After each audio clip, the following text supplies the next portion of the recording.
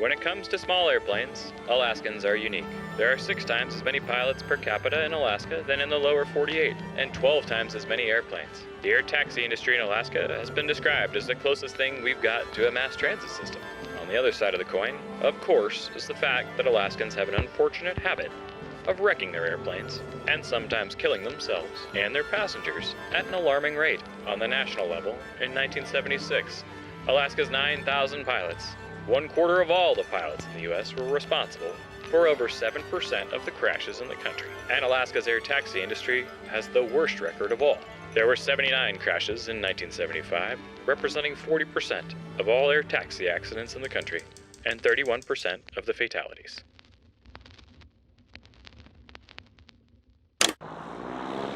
Why do a bear hunt in Alaska is a very fair question to be asking. You can get eaten real quick if you make mistakes, and for me, that's awesome. There's no roads, there's no humanity, there's nothing. It's the last frontier. It's one of the deadliest predators on the planet. I love that stuff. It's what I live for. I kind of like my life being in risk. Great adventure starts with a great cup of coffee. I have to lead by example in that regard. 4 vets, 2 guides, kind of seeing what happens over the course of 15 days in the Alaskan wilderness. Once we got on the Pipers, which are the little essentially bush planes that take you into the wilderness, it's the pilot and then you in the back, and you're just like cramped in. It's literally like a dune buggy with wings, I believe. I think a dune buggy is like over, giving it too much. A lawnmower with wings would be a better.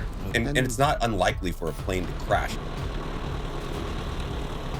Personally, that was my favorite part of the travel was in the bush planes, because you're flying through these valleys at a really low altitude. I mean, we must have been like 800 feet, you know, and you're kind of just following the earth and going through the hills and valleys into our landing site. And for me, that was just like freaking awesome. I'm like getting a lay of the land up there, looking for bears. I very much enjoyed that.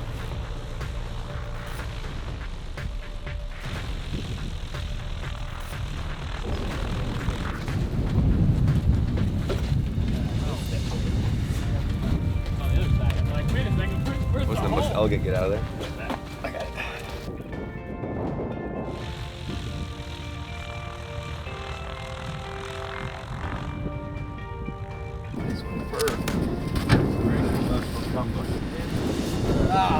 Welcome, man. Well, Logan, nice to meet you. We landed in an old lake bed. There's no roads.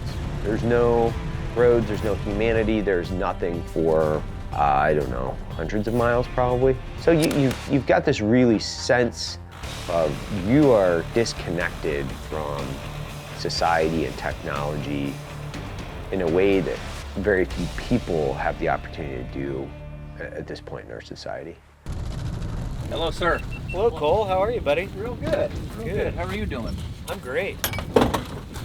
Can't complain. Very nice to Bill. I don't know. Ask Bill. We bonded. Yeah, it's no big deal. Oh, yeah. Hello. It's a fun little flight, huh? Oh, man, it's beautiful. Gorgeous. It's beautiful. It's absolutely beautiful. Like, it's amazing. It really is.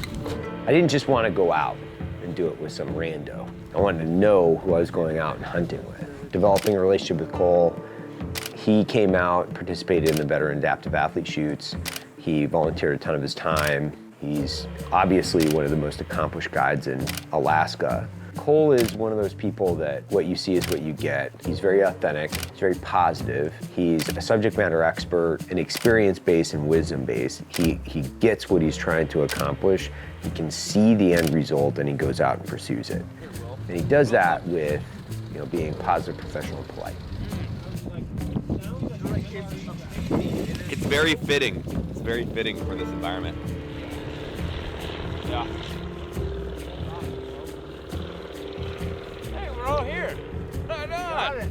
This is us. This is you. 3 weeks, huh? Is that where I'm staying over there? The shitter was first rate. They built an incredible shitter for us. It was awesome. You can thank Will for that little. This is a great shitter, buddy. You've already shit in there. Home, sweet home.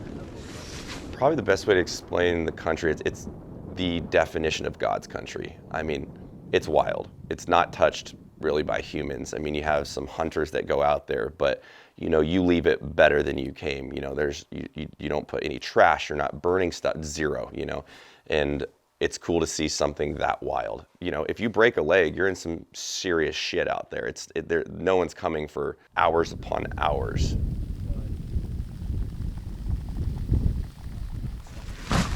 Oh, I forgot my sleeping bag.